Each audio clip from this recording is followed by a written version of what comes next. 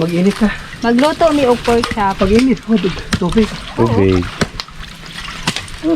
Day, puna pa ko, day. Ano kamuti ka doon? Ano to? Pwede na ito makalimutan. Paway ka ta rin.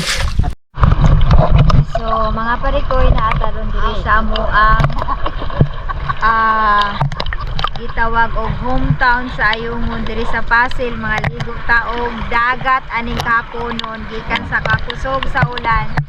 O miayo gyud ang panahon kay paliguon jud dagat no.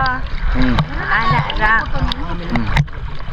Nindot kayo bahala kung punasan na ni siya.